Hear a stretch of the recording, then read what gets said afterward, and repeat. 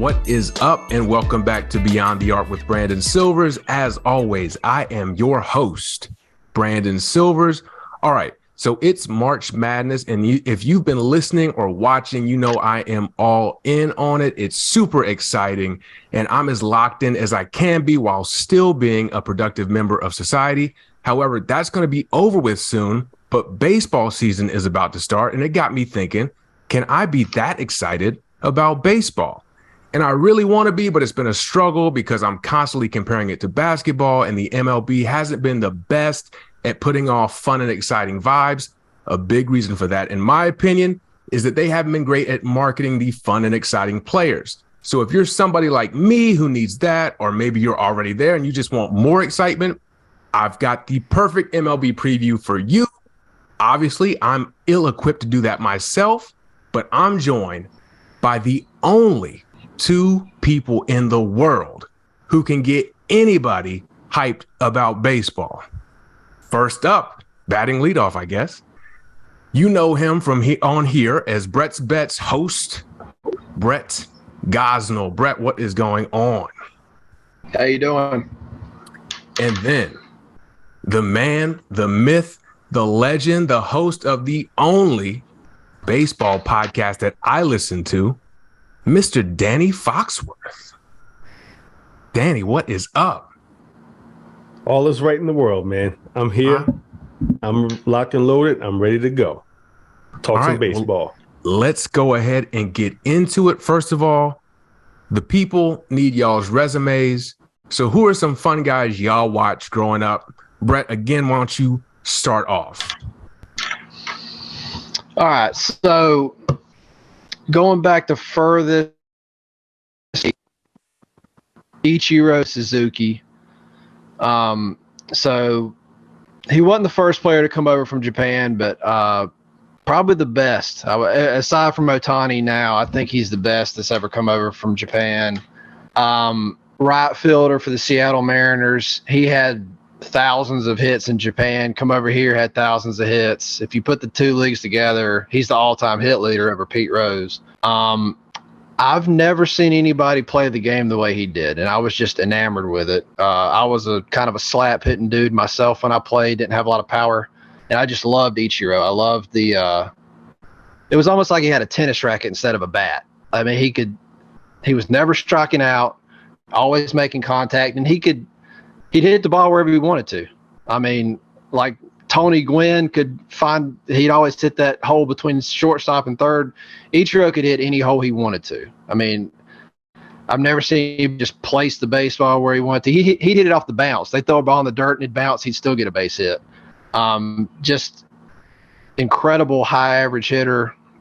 I think he batted 360 one year. Just insane stuff. And had a huge arm, despite being a little dude, had a huge arm, gunning guys out from right field all the time. So, yeah, maybe my number one all-time favorite player to watch, Ichiro Suzuki. From home to first, this dude. 3.9 seconds, I'm pretty sure, yes. That's wild. And even that was by design. That wasn't like he's the fastest dude. He's running as he's hitting the ball. I mean, it's just, again, another thing I've never seen anybody do before. Danny, you got someone to top that? Just to piggyback off of what Brett said. Yeah. Just like you said, Brett, I'd never in my life seen anybody do what Ichiro did. He wasn't on my list, but now that you brought him up, good gracious, man. I mean, just the batting stance, like when he would get set and he would pull that sleeve back. Yeah. Yeah. I did that too. And it's like, I always did that. Yeah. And like, as soon as it's just like you said, he's basically running as he slaps the ball and he's already taken off to first base. Like as soon as he makes contact. Yeah. That was something to behold, because I'd never in my life seen a player have that kind of style. Yeah. My first submission would be my all-time favorite baseball player, Ricky Henderson, because he redefined the leadoff position. I've never seen anybody play like him. He had this just such a style, such a swagger. I mean, so many records. I mean, he's all-time leader of stolen bases. That's never going to get broken. I think he's all-time leader in runs scored, if I'm not mistaken. All-time leader in leadoff home runs. Yeah, I mean, I think he was an MVP one year. And the fact that he refers to himself in the third person, that's good enough for me. It was a story that Harold Reynolds told one time. I think Ricky was hurt. So Harold Reynolds won the stolen base title that year. And he said Ricky called him up thinking he was going to congratulate Harold. And Harold said, Ricky called him up and said, man, you ought to be ashamed. He said 68 stolen bases. He said Ricky had that by the All-Star break and hung up the phone. I was like, that's my guy. Oh my gosh, man. That is the type of confidence that Brandon's trying to get himself. Oh my God. So who else? Because man, yeah, both those guys I loved watching. Ricky probably more so just his interviews and even on the field. Like he's super entertaining, dude. I do remember stories about Ichiro like learning English and being a big fan of American curse words too. So I don't know exactly when this happened, but Ichiro was getting text once he was already over here with the Mariners, text all the time from this one particular person asking about his workout routine. The person turned out to be Tom Brady. And one day Ichiro just in the dugout asked his fellow teammates, who the fuck is Tom Brady?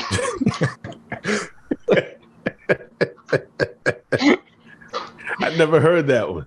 That's hilarious because that also shows how long Tom Brady has been playing football. Seriously. Right. Yeah. Lunatic. Well, who else did y'all grow up watching? Man. Go ahead. I was going to say my second person that I loved watching growing up was Ozzie Smith. Oh, that's good. That's a real Super good. slick fielder. I mean, nothing got by him at the shortstop position. I mean, I think double-digit gold gloves. And I mean, even during the player introductions, when he does the backflip going to his position. I mean, the man is one of one. Yeah. Can either one of y'all do a backflip? Never.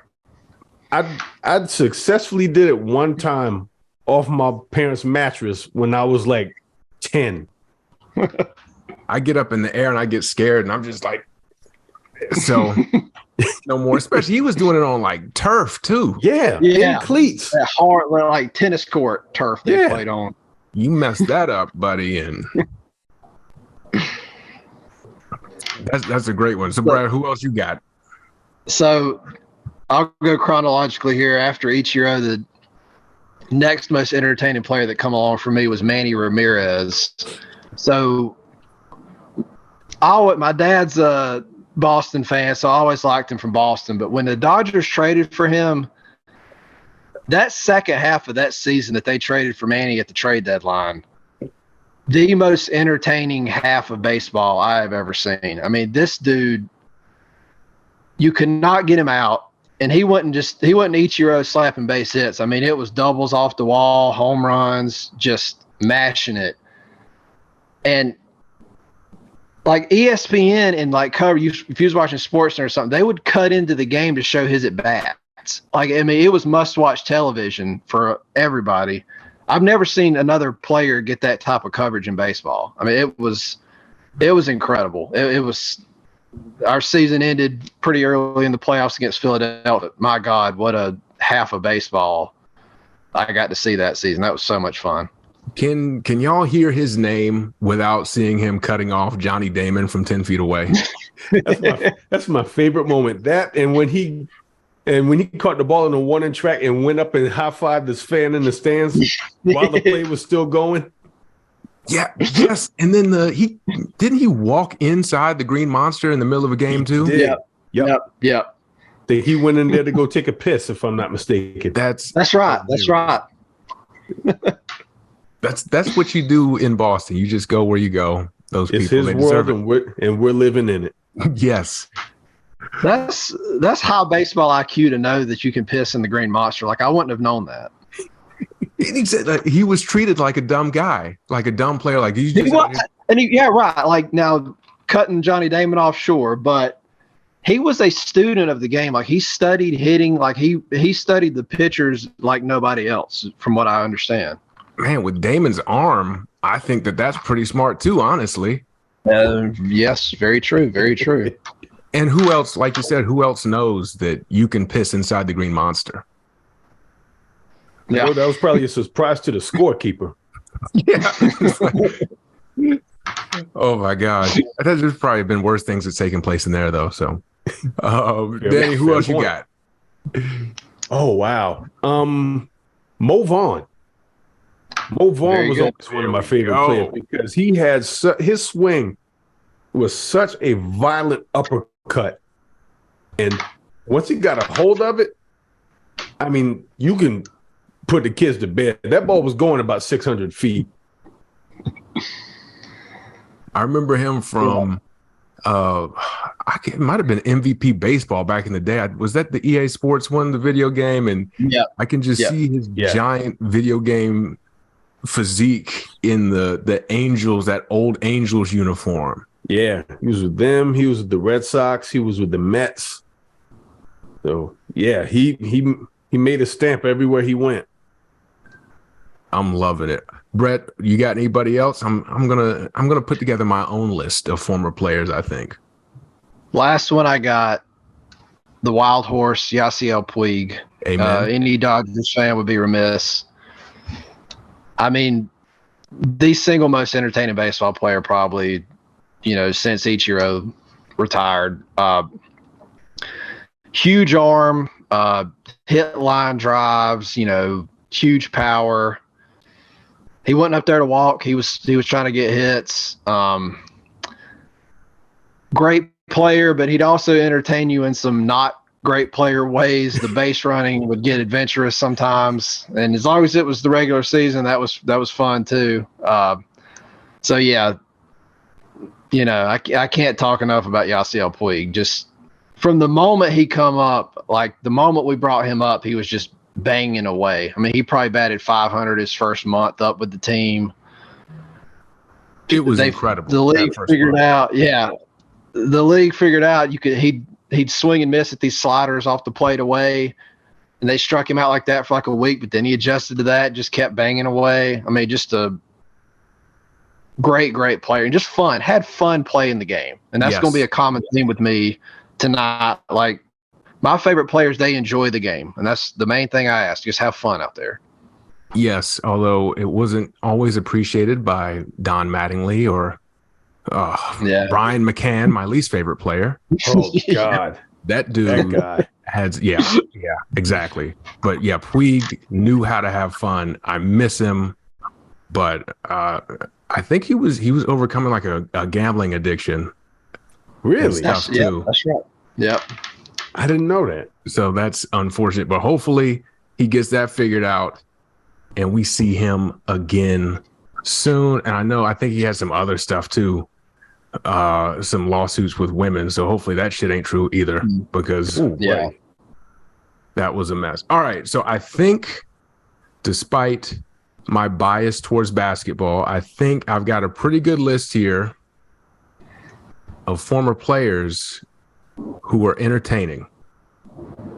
We're going to see if y'all agree and if I can surprise y'all with some things. Are you ready? All right. Yes, sir. All right. So batting leadoff for me is Tony Gwynn. This former San Diego State Aztec holds the school record for assists in a game, season, and career, a two-time all-WAC second team, and was teammates with future NBA player / Soul Glow spokesperson Michael Cage, He was drafted in the 10th round by the San Diego Clippers in the 1981 NBA draft. I didn't know he was teammates with Michael Cage. Yep. That's crazy. San Diego State. I learned something. Did y'all know he hooped? I knew he hooped. I knew he played point guard. Yes. But I was completely clueless about him being teammates with Michael Cage. That's mind blowing. I've got some more famous teammates coming up. Batting second, Kenny Lofton, who as a child I thought was also the star of Major League. But that was Willie Mays Hayes. A speedy point guard who was the backup to Steve Kerr on Lute Olson's 1988 Final Four team at Arizona. Started the next season and helped lead the team to the Sweet 16. Still number 5 in career steals and played with another former Bulls great in Judd Bushler. This judge for you. Remember that? Wonderful Budweiser commercial. I'm learning all kinds of stuff tonight. I knew he played at educate. Yeah, because I knew he played at Arizona State, but I didn't know that he was teammates with Steve Kerr and Judd Bushler. Exactly. That's high class. Odds? You don't get much better as a white role player than Steve Kerr and Judd Bushler. Right? That's like, for you young kids, that's Austin Reeves level. Both former Bulls. Yes. Batting third, you can't talk about baseball without talking about Jackie Robinson. One-time West Coast Conference MVP at UCLA, averaged 12.4 points per game in 1940, including a monster 25-point game against Stanford. In 1940, that's probably like 150 points in today's game. Good pick. And Cairo, Georgia native. That's right. From the South. Yep. Fourth, I got Randy Johnson, 6'10" big man, attended Southern Cal on a partial basketball scholarship. He quit basketball after his sophomore season to focus on other interests, and he's now a photographer. Really? That's right. Yeah. His logo of his company is a dead bird. Right when he killed him. This well is played. A bonus Randy Johnson fact. We're recording this Friday the 24th. 22 years to the day he killed that bird. No shit. Wow. Yep. Then Dave Winfield, a bruising forward who helped Minnesota win the Big Ten in 1972. That was their first outright conference title in 53 years at the time. 16 points, 9 boards to beat Marquette in the first round of the 72 NCAA tournament, drafted by the Hawks in the 5th round in 1973. Now that's an interesting dude, too, because he was like a big forward, but didn't Steinbrenner hate that he didn't hit a lot of home runs? Yeah, he was an average hitter, first and foremost, for sure. All right, let's see. This guy here annoys me. Danny Ainge. Played 3 seasons in the big leagues with the Toronto Blue Jays, where he hit .220 with 2 homers over 665 at-bats. He stopped playing baseball to go be annoying, and he fleeced A-Rod in the Rudy Gobert trade.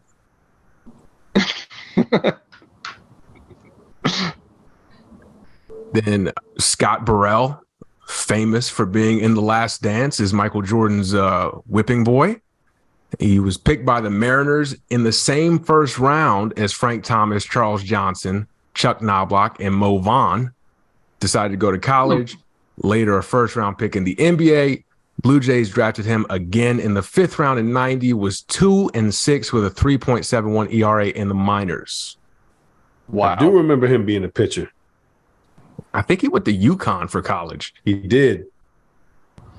And then that's crazy. Then he got to go be yelled at by Michael Jordan, who is 8th on this list.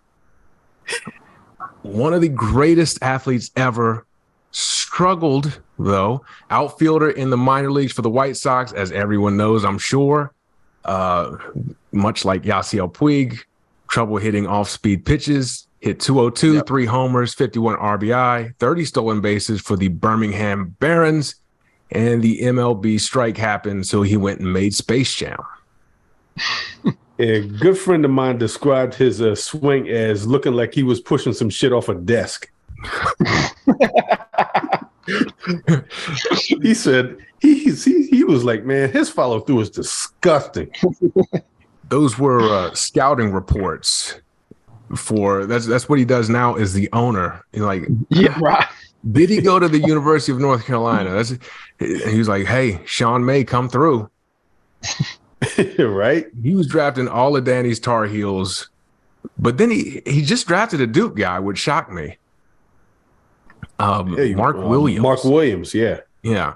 So he's been pretty good. But Jordan failing at baseball made me like, I don't want to play baseball. Because if that dude couldn't play baseball, who can? Right. So I looked at it from the other way. Like, so he made it to Double-A. That's where it ended. Birmingham was Double-A, right? Yeah. Okay. So I was always impressed by, without, I'm sure he played baseball growing up or whatever, but like going straight from basketball, you went to Double-A and like somewhat held your own. Like that's actually like really impressive to me. I mean, that shows how incredible of an athlete he was. Yeah, that's a good point. And that is a good. I was trying to remember stories about him training for baseball, and they said he would just be he would practice hitting until his hands split open and would just be bleeding. Yeah. And he still had that weird follow through where he was pushing shit off a desk. But you're right. Like he hit 202. I can't imagine hitting a baseball is the hardest thing in sports, right. I believe. Yeah.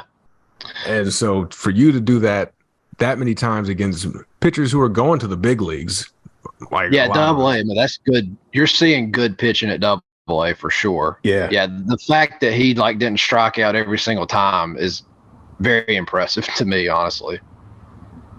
That's a good point. That hasn't translated over to, as I said, building an NBA team, but he's looking to sell them. So whatever. Maybe he'll buy a baseball team like Magic Johnson. He's sick of the Hornet shit too. I mean, they're bad. Yeah. Let's not talk about them. And then finally, Bob Gibson. He averaged 22 a game as a junior for Creighton and was named third team Jesuit All-American. Went on to play for the Harlem Globetrotters when it wasn't like what it is now. It was they were actually playing ball, but he didn't like the travel schedule, so he left. Speaking of which, I have a Bob Gibson story. Please share. So I was about maybe 10 or 11 years old, and this was during the summer, and I went with my friend and their father to Atlanta for a sports memorabilia convention. And his dad was all about Bob Gibson. And I mean, we were rushing down I-20 to get to Atlanta. He's like, I got to meet Bob Gibson. I got to meet Bob Gibson. This is my hero. And by the time we got in the convention center, Bob Gibson's autograph session had just wrapped up, and he got away from his table, and he was about to go, assuming he was going to go eat lunch or something. So his dad was like, hey, Brian, you and Danny, y'all go up to Bob Gibson and tell him that y'all want an autograph. He's not going to turn down kids. So I walk up, Brian walks up, hey, mister, and Brian's tugging on his shoulder. And I don't know if Bob Gibson's blood sugar level was low or what, because Brian was like, can you sign this autograph? My dad, he's your biggest fan. He didn't even look. He was so dismissive. He turned around. He goes, man, get the fuck away from me, kid. And he goes to lunch. And Brian is just looking up like, Daddy, I tried. Oh, my gosh. And that is brutal. But that's how I expect him to react, though. Exactly. I can't imagine hooping with that dude. Who would that be? What's the NBA comp for Bob Gibson? Like a dude who you just wouldn't want to fuck with him. Charles Oakley? Oh, I think that might be it. Because that dude, he slapped Charles Barkley in a Players Association meeting. He sure did. I don't know what his autograph. When I think of not getting autographs, the big one that happened to me was Patrick Ewing. Ooh, how about what's the story behind that one? So I was like 4, and they were playing the Bullets at North Charleston Coliseum, and I was in awe of the whole thing because I was just getting heavy into the NBA. And then I was obsessed with height. We were talking about Serge Zwicker earlier this week, me and Danny, who was 7'3". And so the Bullets had George Mirasan, who was 7'7". Oh, yeah. Just a complete, like, sitting down, he's taller than assistant coaches. And so I'm mesmerized by that because I'm like, damn, maybe I can be that tall. I'm not. But and then the Knicks were there. And of course, I knew who Patrick Ewing was. And so I was afraid to go approach the bench. So I did the reverse of what your friend's dad did, where I asked a grown adult male to take my Patrick Ewing card that I'd brought specifically for the occasion to get it signed. Mm-hmm. He sent that shit like it was a layup to the third row. When I tell you, I bawled my eyes out on the way home and never forgave Patrick Ewing. Oh, God. When the news broke that Georgetown had fired him, it was a celebration in my home. Oh, man. I did not let it go. That is hilarious. Like, I don't know why I thought I might have had luck, although I've heard several stories where Patrick Ewing just was not about that autograph for anybody's life. So it probably would have been even more traumatic if I'd gone up there and he threw one of his knee pads at me or something. You get concussed if he got hit with one of them knee pads. It's like the Al Horford mouthpiece of knee pads. Like, why is it that big? So anyway, that's my list. Clearly a little bit basketball heavy. Did y'all know all those people that played ball? I did. Yeah. That's awesome. I was like, the pictures of Tony Gwynn is like a Khalid El-Amin type point guard with a big fro. Yeah. Bad. And didn't Bob Gibson used to play for the Globetrotters too at one point? Yep. And he didn't like their travel schedule. Oh, shocker. So he stopped playing with them. So anyways, y'all are going to be better at this than me. So we're going to hear who we need to be paying attention to this season currently in Major League Baseball. Y'all have got your own lineups. We're going to go alternating. Hopefully, if we get some repeat picks, then if you're watching and listening, you really need to go check out that player. But y'all two are the experts, so let's get it started. Danny, like your boy Ricky Henderson, lead us off. All right, my leadoff hitter would be Jazz Chisholm from the Miami Marlins. Love that guy. He can rake, real flashy. He's one of my favorite league players to watch. So now this is the guy who everyone was like up in arms that he was on the cover of MLB The Show, right? Yep. Because why? Would they think he's like didn't earn it with his play, or what's going on? Or he was too fun? Probably too fun. Yeah. With a name like Jazz, you got to be, though. That's a good point. And he's living up to his name for sure. Jazz. The Euro step celebration that's just such a good.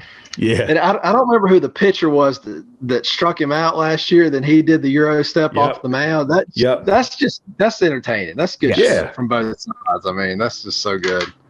I love that. Instead of just beating them, you get your lick back, and then you return the favor. Yep. End of story. Amen. That's a hell of a first pick. Brett, who you got? All right, lead off for me, Trey Turner. So former Dodger, unfortunately only for a year and a half, signs with the Phillies now. He's a household name at this point, but I still think he's underrated. I mean, he's a top 3 player in the game in my eyes. I mean, the epitome of a 5-tool player, speed, power, plays good defense, hits for average, and does all this just so smoothly. I mean, everything about him is just so smooth. We usually don't talk about a right-handed hitter having a beautiful, smooth swing, but if there's ever been a beautiful right-handed swing, it's his. And do yourself a favor, Google Trey Turner sliding into home. Like, his slides, this shit is just so gorgeous. Poetic. Yeah. God. I watched that on loop for like 1,000 times in a row. Yeah. Oh, yeah. He even spells Trey cool. Yes. Yep. Yes. I'm not gonna lie. I thought he was black before I saw his picture. I was like, that's a black baseball player. I got to watch him, but yeah, I guess not. And I didn't know he played at NC State. Yeah. Yeah. From Florida, played at NC State. So he's a Southeastern kid. Yeah. Just love everything about him. Hate that he's not a Dodger anymore, but Yeah. Better to have loved and lost than not to have loved at all, I guess. Fair point. All right, Danny, who you got number 2? My number 2 is my favorite non-Texas Ranger player in the league. That is Ronald Acuna of the Atlanta Braves. Very good. Just off the strength of his chains. Right? I picture him like deadlifting specifically to strengthening up his posterior chain so he can wear all the chains. Yeah. Yeah, he's always keeps the jersey unbuttoned like down to here to make sure you see the chains. Love it. So I'm going to go ahead. I didn't have this guy as high up in my lineup, but I'm going to go ahead and put him here since we're talking chains. Jose Ramirez of the Cleveland Guardians. Good call. The best chain game in the history of sports, because he's got a chain that's a picture of himself wearing the chain. Oh my gosh. Chainception. You know about that? That's some Inception shit. I gotta Google this, man.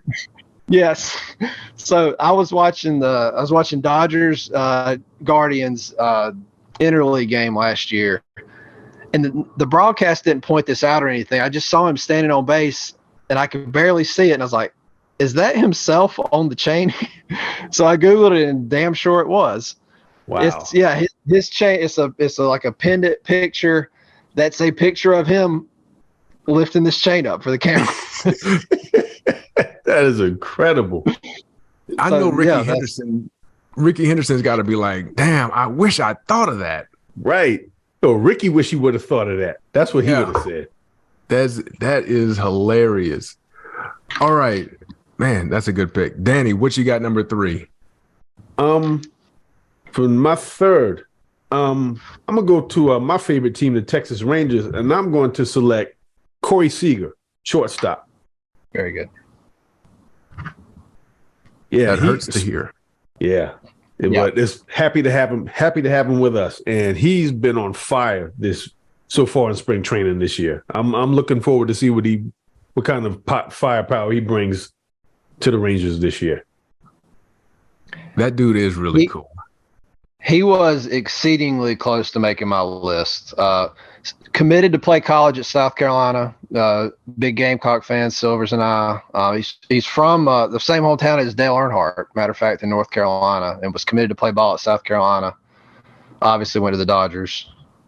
Is Kyle Seager his brother? Yep. Wow. So former Tar Heel. Do you? I think they still do it, but they definitely did it a few years ago, where that one weekend they let the players wear whatever jerseys, like they wear a nickname. Mm-hmm. So Kyle Seager's name he wore on the back of his jersey that weekend was Corey's brother. That's funny. I didn't know that. So is Kyle Seager, is he also fun and exciting, or did Corey take all those genes? Kyle Seager, he was semi-exciting from what I remember. I think he was with the Mariners for a good amount of years. But he wasn't as exciting as his brother. I'll put it like that. Okay. Yeah, I agree with that. That's fair. It's at least he's on the average to above average. He's not on the Brian McCann, Madison Bumgarner. Oh, no. That's good to know. All right, Brett, who you got number 3?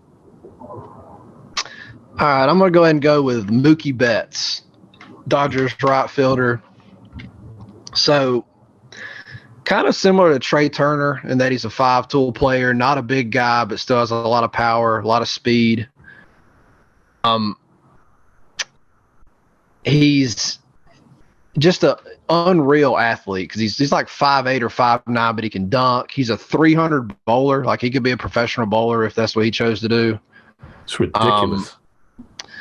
Danny, I don't know if you've noticed this about him. Despite being a short dude, there'll be a ball 6 inches off the plate away, and he can still hit that ball out, go opposite field. I don't know if he's just got long arms or what it is, but his plate coverage is unreal for a 5'8" dude. And most importantly with him, I'm sure we'll talk about, we love bat flips, we love trash talk and all that. And Mookie don't really do all that to the extreme, but he just has fun playing the game. I mean, he's always got a smile on his face. He loves being out there. And Silvers, I'll ask you, what does the umpire say to start the game off before the game? Play ball. Play ball, not work ball, play ball. And Mookie plays, he has fun, and that's what it's all about. So I love him. Good pick. Is he the greatest athlete named Mookie or called Mookie? Because we got Mookie Blaylock and Mookie Wilson are the other two that came. I was going to say it's close with Mookie Wilson. He's from South Carolina. Mookie Wilson from South Carolina, right? Yeah, he's from Bamberg. Yep. Brought him up on my last episode of At the Plate. I was listening to that this morning. That's why the name was fresh in my mind. So that's a great pick. And we've learned if you want your kid to be cool, then you have to call him Mookie. He's destined for greatness with a name like Mookie. Exactly.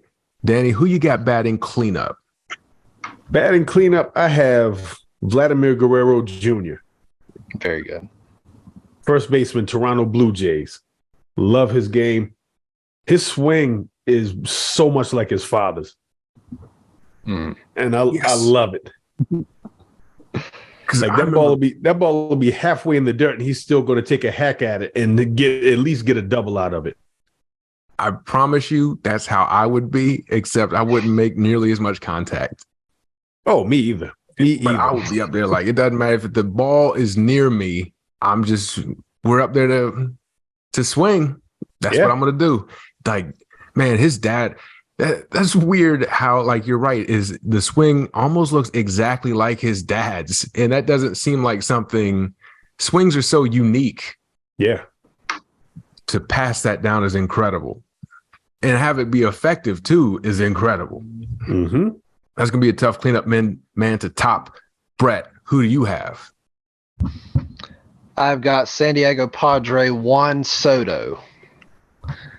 So, yes, not much of a defensive player, not much of a base runner, but if you want to talk about entertaining at bats, he's a great hitter, a lot of power, good on base percentage and all that. But I'm talking about just aesthetically watching this man hit is so much fun. Every pitch is entertaining because if it's a ball, he does. Half the time he'll get low and do the little booty shake thing. Yep. Half the time he's talking shit to the pitcher, like, yeah, that's where you better leave it because if you put it in the strike zone, something's gonna happen to it. I mean, he's interacting with the pitcher.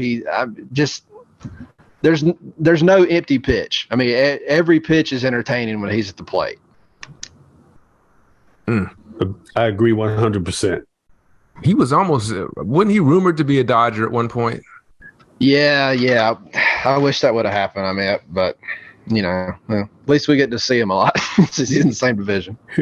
That's true. I feel like we're in rumors for like every expensive player, like the Yankees. Yeah. So I don't know how much that means. But anyway, Danny, who you got number 5? Speaking of the Dodgers, for my number 5, I have third baseman Max Muncy. That is, sorry, I did not think that's the one we were going to share. That is not who I thought we were going to be. Wow. How about that? Man, great minds think alike. That's crazy. Yeah, I love his game. Well, Brett, you've got him on your list too. So. I'll go ahead. So So as far as the actual playing of the game, he's got the best plate discipline I've ever seen in a player. I mean, it's unbelievable. Like, if he didn't swing at it, it's a ball. I mean, that's the way I look at it. Just incredible plate discipline. That's a boring skill, I guess, but he's so good at it, it's entertaining. And you wouldn't think it from looking at him, but he's probably the biggest shit talker and bat flipper on my list. He's famous for he hit the home run into McCovey Cove off Madison Bumgarner and told him to, as he was rounding the bases, told him to go get it out of the ocean. Yes. Could not have happened to a more deserving pitcher. Absolutely. Fuck Madison Bumgarner. Go fucking do a front flip off your dirt bike and get it out of the ocean. That is just an all-time line. To think of that in the moment. I'm writing that down right now. I got to Google that one. Get it out. That's so good. Ocean. Oh my God. We had shirts made, like the players were wearing them to warm up the next week. Like, the Dodgers logo, my pennant ain't got it on there, but the Dodgers logo, that's like the ball flying and like the red stripes, like indicating that the ball is flying. They made shirts where they turned the red lines into ocean waves. Like, go get it out of the ocean. That's hilarious. Oh man! Anytime your trash talk line gets made into merchandise, you've got a good one. All right, Danny, who you got number 6? It's gonna be hard to top Max Muncy, though. I mean, come on. Yeah, my number 6 is catcher Wilson Contreras. Okay, and flexing on us.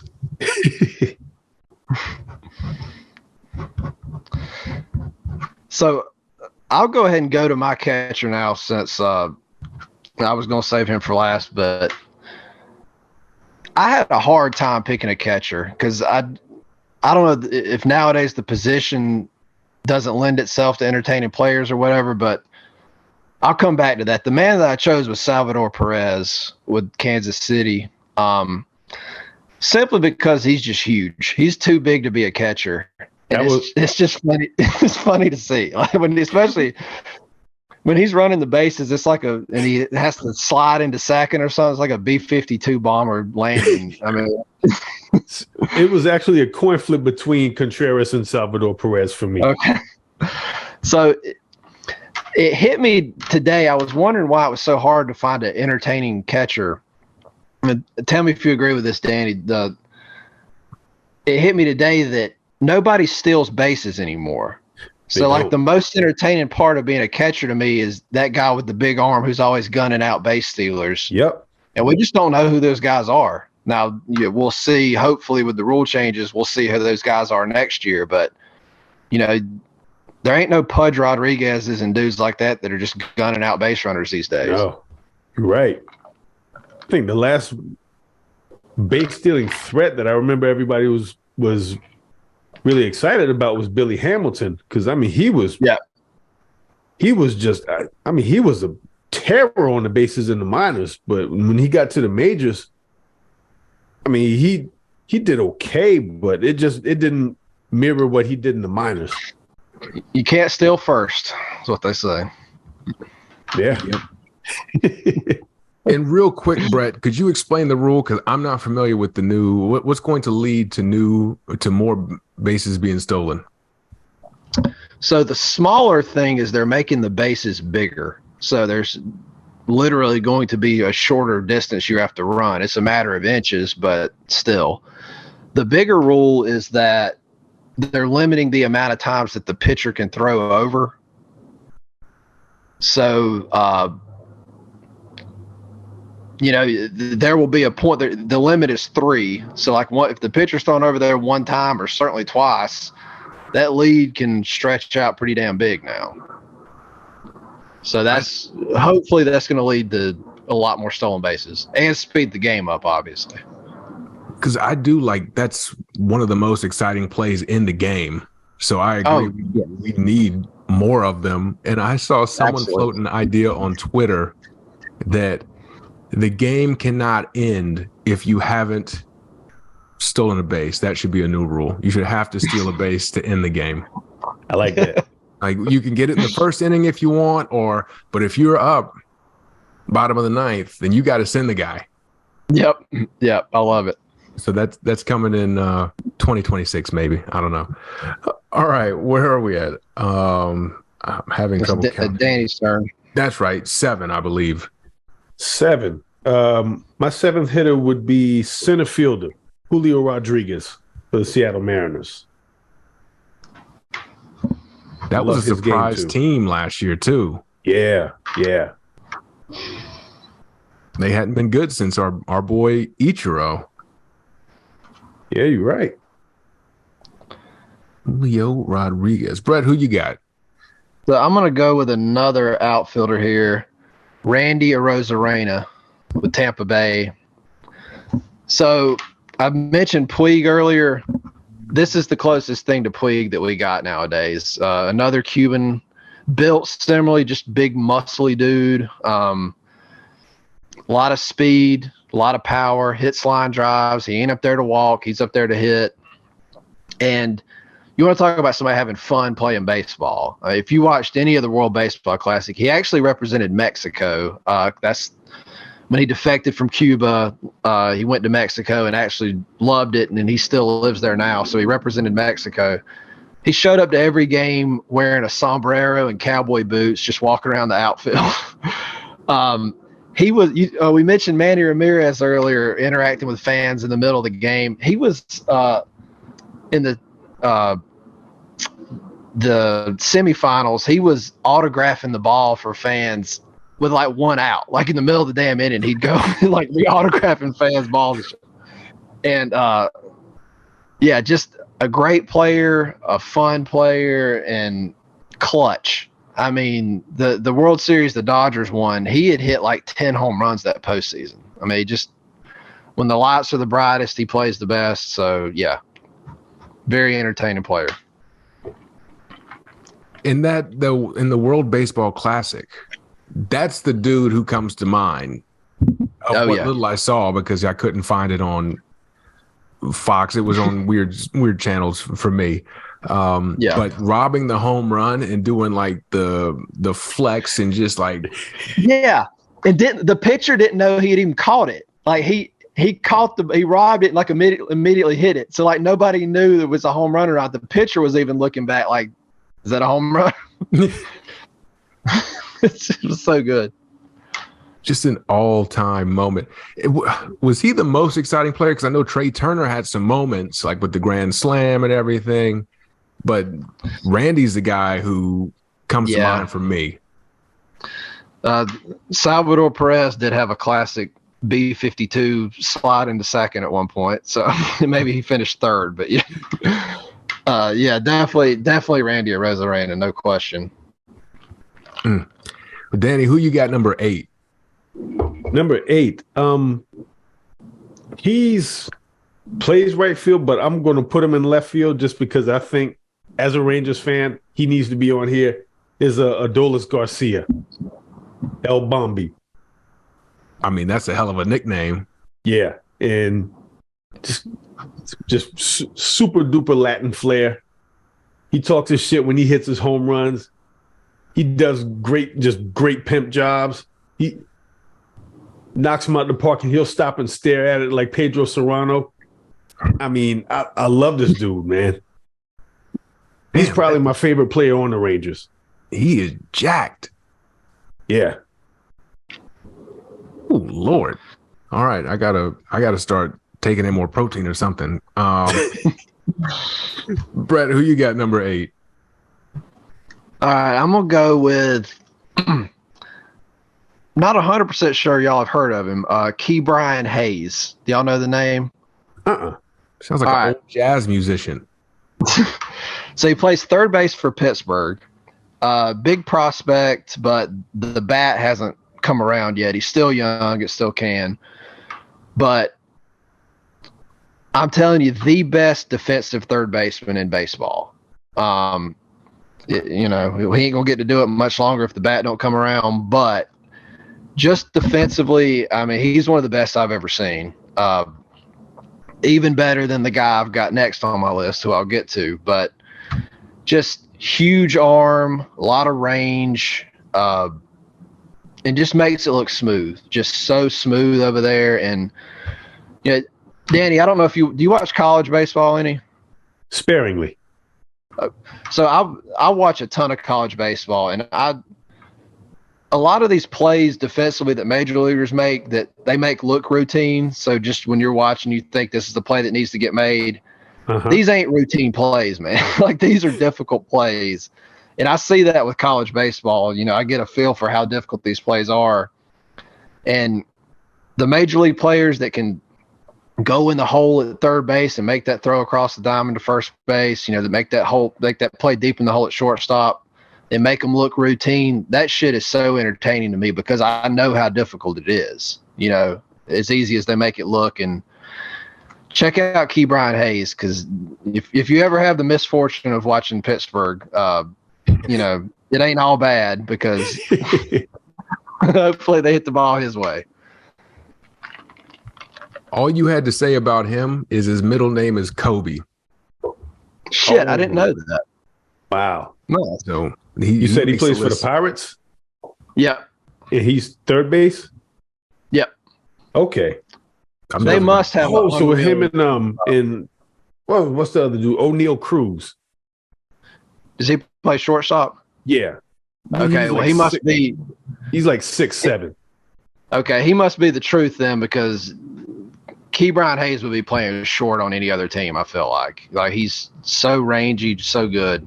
Yeah. Okay. Oh, this dude is legitimately 6'7". That is incredible. That's crazy. Playing shortstop. He should have been on my basketball baseball list. Right? Yeah. That's so a Kobe and an O'Neal teammates. Wow. Oh my God, that's crazy. All right, Danny, who you got ninth? Ninth for DH, I have Shohei Ohtani. Got to. I mean, just off the strength of the sound of his bat, the crack of his bat when it goes yard. It's like can't get enough of it. And this dude is striking out Mike Trout to end the World Baseball Classic. First of all, an incredible three moment. pitches. Exactly. Like, what? You got to get that on Fox if you're Major League Baseball, number one. Yeah. It can't be another rerun of Are You Smarter Than a Fifth Grader or whatever was on. Or The Masked Singer. Don't even get me started. Yes, Lord. But this dude is great at two different things. With I don't even know what would be the other sports comp for a guy who could do this. I mean, it'd be a dude that was the quarterback and then went and played linebacker or some shit. Like Mahomes was and did also. Them both. Yeah, right. Yeah, Mahomes was also, getting an interception a game at strong safety or something. I mean, man. All right, bro. Well, who you got ninth? All right. Finally, I have got Manny Machado. So, the saying, whether you love me or hate me, you're watching. Well, I hate Manny Machado, and I am still watching. He's so good. He's such a good hitter, beautiful right-handed swing, a smart hitter. Like you can see the wheels turning every at bat. Like he figures out what pitch is coming and just blasts it. Elite defensive third baseman. Everything I said about Ke'Bryan Hayes, he's got that too, just with a little less smoothness. I mean, so he's an elite player and plays for the Padres, played a half season for the Dodgers and couldn't hit water if he fell out of a boat, so we hate him as Dodgers. But I'm glad he's stuck around in the division, because he is fun to watch for sure, and he's fun to pull against. All right, well, let's talk. We talked Shohei, who we mentioned is a pitcher, but let's talk pitchers. Who do y'all like to watch when it comes to pitchers? Danny, you go first. Homerism strikes again. Jacob deGrom. just knock on wood that he can stay healthy this year. Yeah. That's a big if. Yeah. That is scary. I feel like if you have played for the Mets at some point, are you just brittle? Like, I feel like they always got guys who are just falling apart, even more than regular pitchers. It's a good observation. Matt Harvey, we just saw Edwin Diaz. I was about to celebrating. Yeah. Diaz. I was about to say Matt Harvey. Yeah. Yeah. Zach Wheeler, David Wright. Yeah. Something is up in New York. Yannis Cespedes. Damn. Yeah. Yeah. Huh. Brett, who do you have? Hopefully they didn't play for the Mets. No. Although his hair is the same color as their uniforms. Dustin May. So, Dodger starting pitcher Dustin May, just on appearance alone, he is entertaining. I feel like a non-baseball fan strolling past the television. If they see him on there, they're going to stop and look. He's 6'6", 6'7", under 200 pounds, so extremely lanky dude. Huge red afro, whatever you want to call it, just a huge bunch of red hair coming out of his hat. Throws 100. Just a lot of fun to watch. And he's still young. He's still in that part of his career where he's learning new pitches. Like, he'll come out this year throwing pitches that I didn't even know he threw. So, like, I love to watch young pitchers grow and develop and learn new pitches and all that. And he's still in that part of his career. Yeah, I mean, tall, skinny dude, red hair, throwing 100. It's fun to watch. Well, I'm shocked looking at the list that the only overlap was Max Muncy. Max Muncy. Very funny. I would have lost a lot of money on that. But Brett, you mentioned one of the rule changes, especially with the bigger bases. Why don't you go into a couple more? I know Major League Baseball, much like myself, is interested in making the game, if not necessarily more fun, at least faster. So what else are they doing? So the biggest rule change is to make the game faster. It's the pitch clock. So you got 20 seconds to throw the ball now.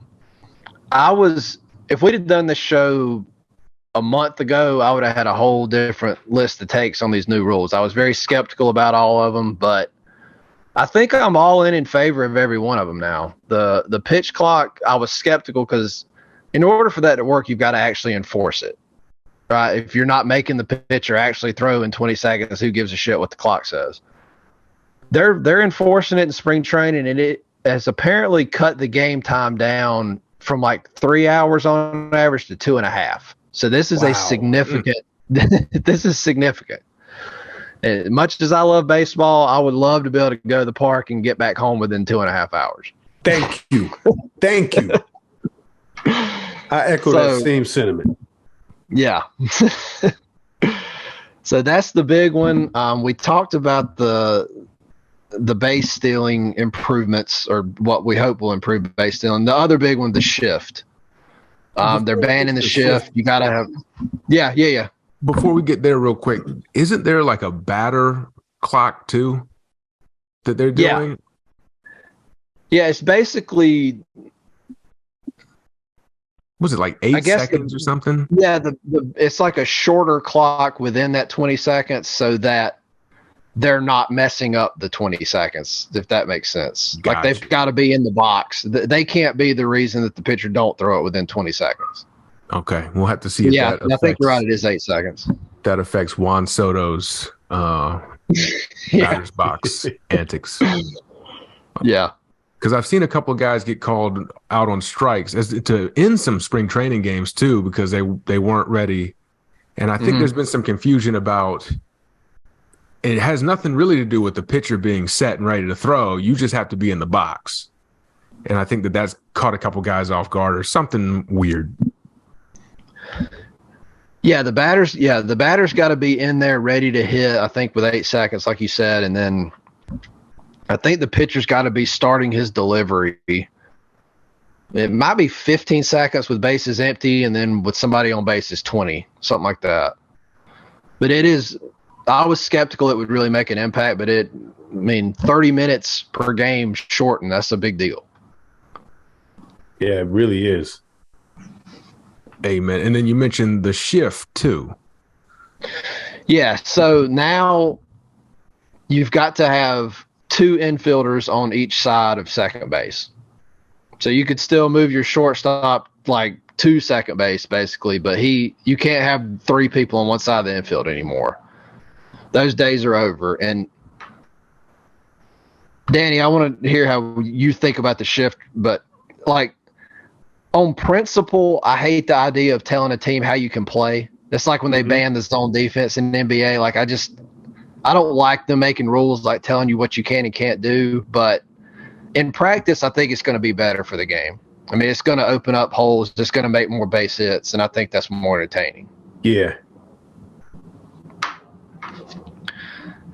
Yeah, I think with a lot of sports, like what we think is the most entertaining thing really isn't. Like with college football, for instance, they talk about high scoring games. We want to see 60 to 50 games and shit.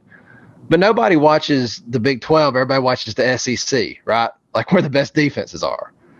And like years ago, we thought home runs and strikeouts were the most entertaining things in baseball. But I think we've learned base hits, putting the balls in play, guys stealing bases, guys going first to third, guys trying to score from first on balls in the gap. Those are the most entertaining things in baseball. And hopefully we can get back to seeing more of that. Yeah, because like that's most of my baseball experience is via video games, and I would be trying to get on base, steal some bases. I wasn't bunting, but because that's ridiculous. But you want to see action, and it's just weird to show up and like a perfect game. I get why a perfect game is incredible, but it's like nothing really happens, especially I mean, if you've heard me talk about sports at all, I'm clearly a big fan of offense. So you have to keep me entertained that way. And baseball has really, pun intended, dropped the ball there. Yeah. So. And I mean, in a home run, like it's obviously amazing to see a dude hit a ball 450 feet, but like nothing really happened. Nobody tried to get the ball. It just fucking flew out of the bar. You know, I mean, that's all that happened.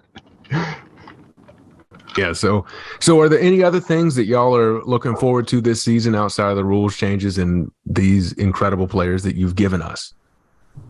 Danny? Or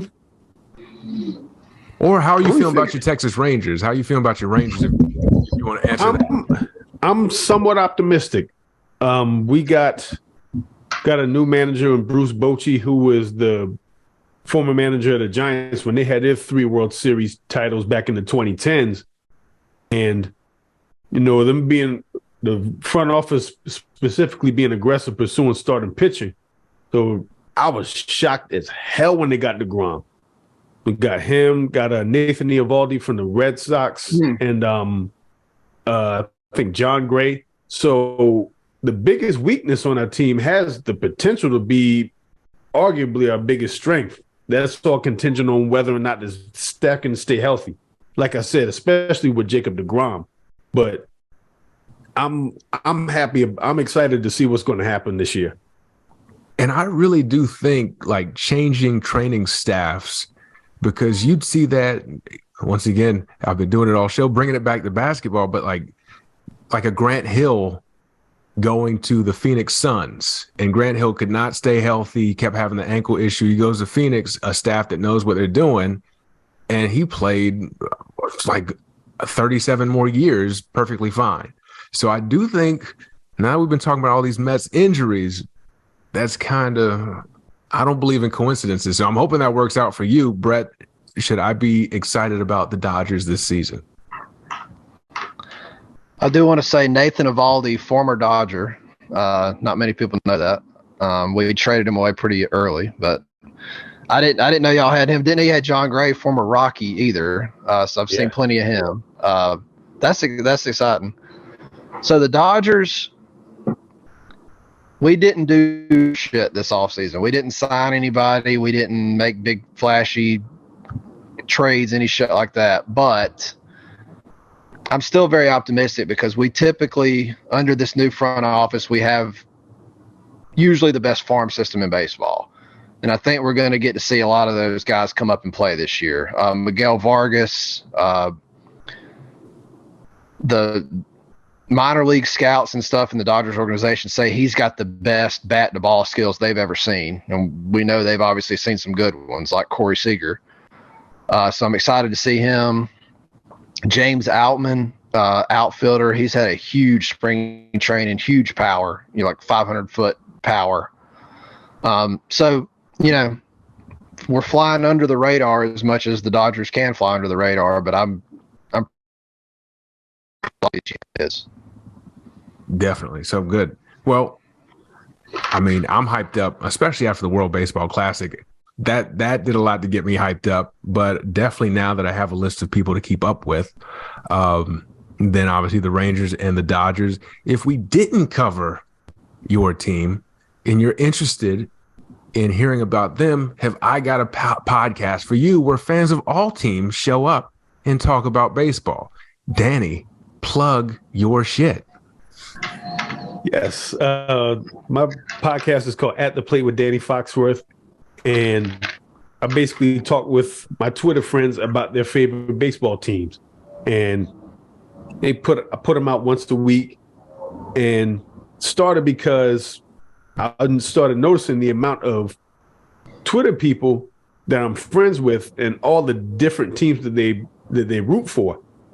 And I always wanted to start a podcast, so I figured that was my opening because I didn't know anybody else that was talking about baseball in that manner. So I've had A's fans on, A's, Orioles, just had a Mets fan on. I put that episode out today. Check that one out. Yankees. Yeah, and there's like a bunch of other teams and a bunch of other guests that I have lined up that I'm going to get out and put out to the people. So At the Plate with Danny Foxworth is available on all streaming platforms, and the video is also available on YouTube. Boom. And like both of y'all's lists, a lot of color in the players. Danny got the blackest baseball podcast in America. And I think that's what makes it the best baseball podcast in America. Thank you, sir. Brett, I don't think you have anything to plug, but maybe you come show the new baby or something. I don't know. Do you have anything to plug? I've got 2 children under 2. Look for them, and look for one of them in about 18 years on the baseball field. Wonderful. He's tied his right hand behind his back already. All right. Well, this has been another episode of Beyond the Arc with Brandon Silvers. Not just any episode, though, but the first ever MLB preview. Is fantastic. Hope you enjoyed it. Don't forget to like, rate, subscribe, review, and share. And I will catch y'all next week.